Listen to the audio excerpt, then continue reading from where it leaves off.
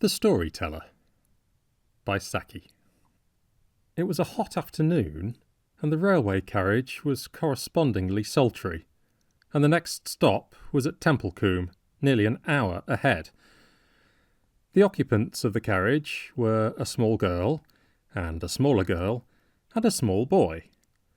An aunt belonging to the children occupied one corner seat, and the further corner seat, on the opposite side, was occupied by a bachelor who was a stranger to their party. But the small girls and the small boy emphatically occupied the compartment. Both the aunt and the children were conversational in a limited, persistent way, reminding one of the attentions of a housefly that refuses to be discouraged. Most of the aunt's remarks seemed to begin with "don't," and nearly all of the children's remarks began with "why?" The bachelor said nothing out loud. "Don't, Cyril, don't!" exclaimed the aunt, as the small boy began smacking the cushions of the seat, producing a cloud of dust at each blow. "Come and look out of the window," she added. The child moved reluctantly to the window. "Why are those sheep being driven out of that field?" he asked. "I expect they are being driven to another field where there is more grass," said the aunt weakly. "But there is lots of grass in that field," protested the boy. "There's nothing else but grass there. Aunt, there's loads of grass in that field." "Perhaps the grass in the other field is better," suggested the aunt fatuously. "Why is it better?" came the swift, inevitable question. "Oh, look at those cows!" exclaimed the aunt.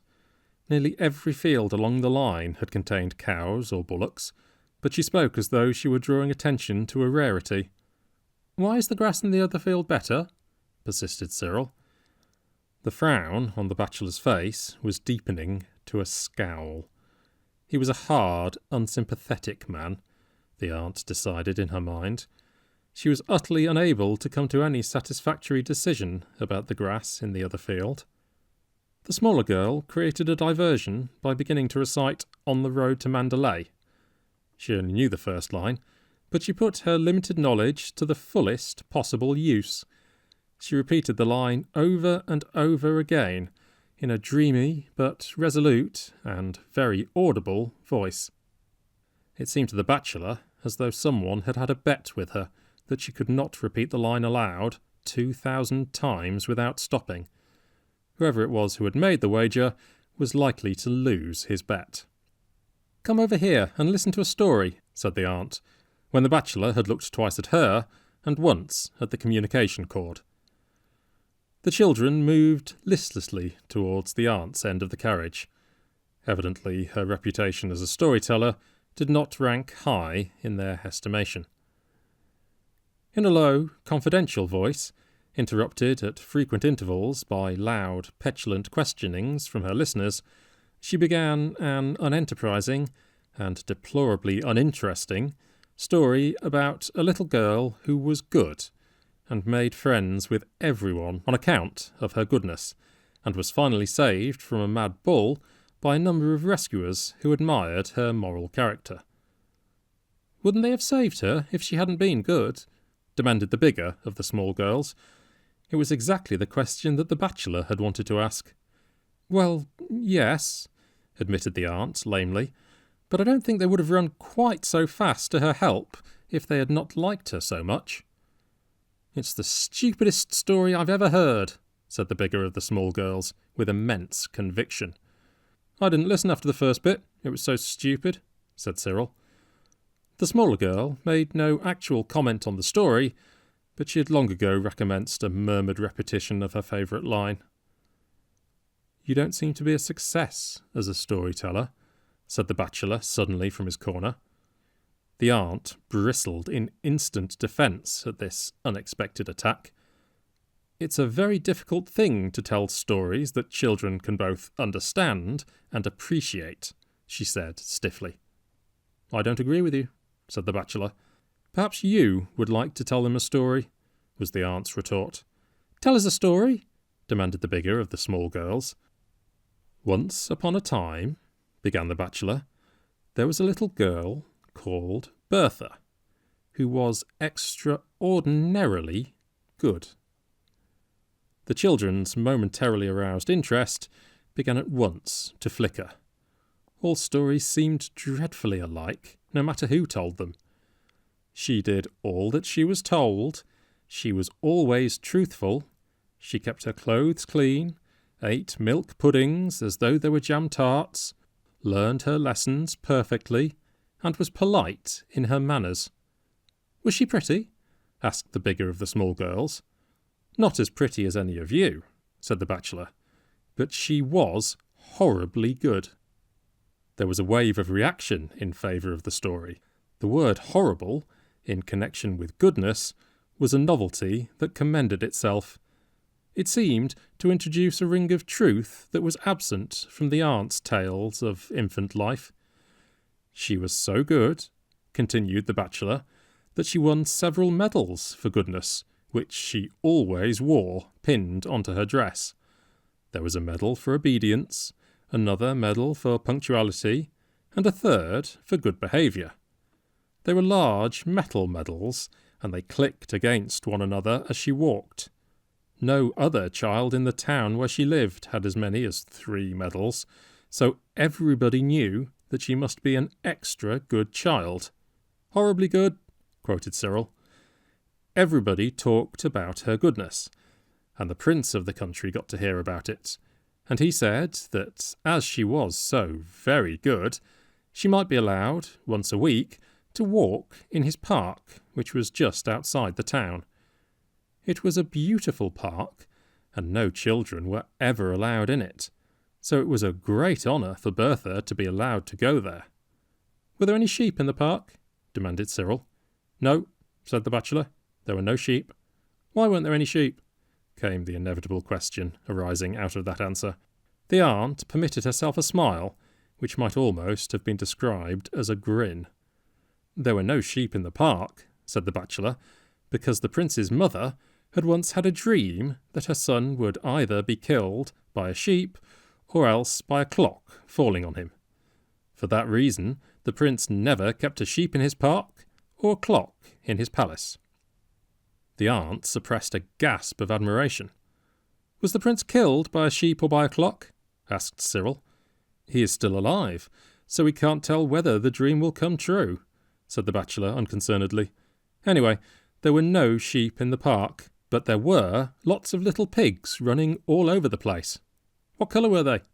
Black with white faces, white with black spots, black all over, grey with white patches, and some were white all over.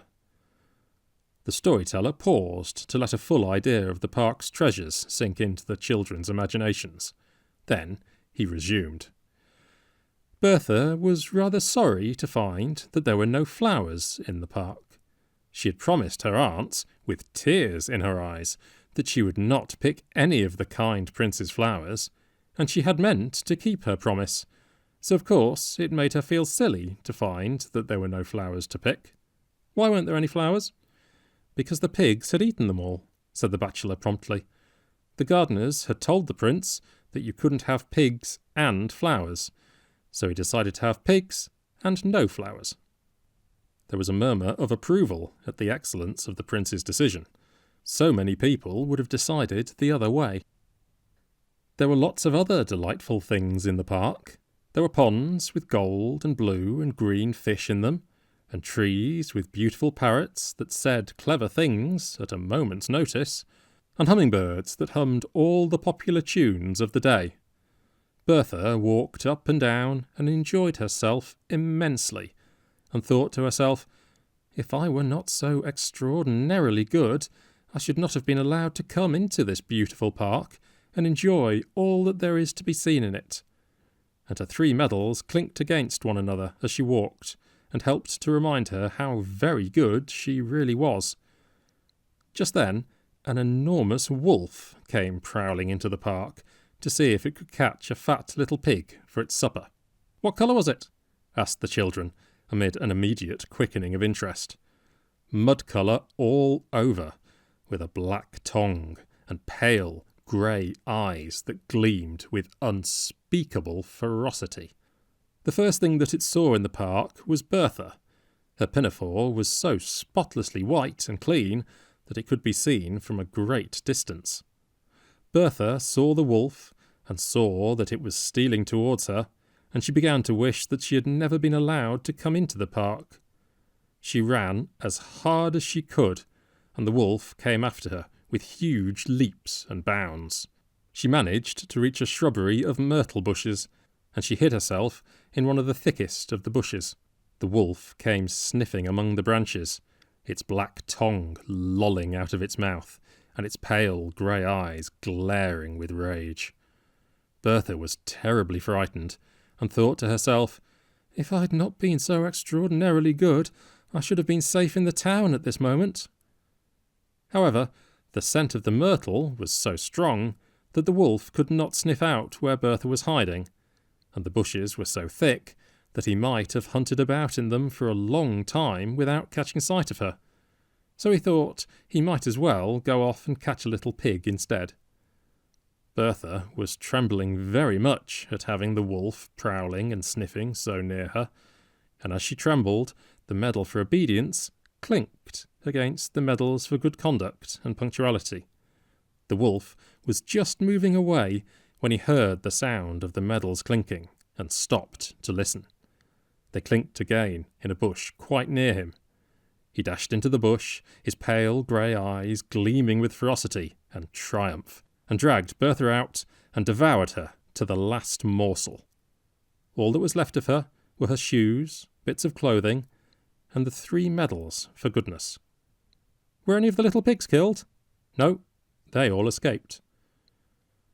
The story began badly, said the smaller of the small girls, but it had a beautiful ending. It is the most beautiful story that I ever heard, said the bigger of the small girls, with immense decision. It is the only beautiful story I have ever heard, said Cyril. A dissident opinion came from the aunt. A most improper story to tell to young children. You have undermined the effort of years of careful teaching. At any rate, said the bachelor, collecting his belongings preparatory to leaving the carriage, I kept them quiet for 10 minutes, which was more than you were able to do.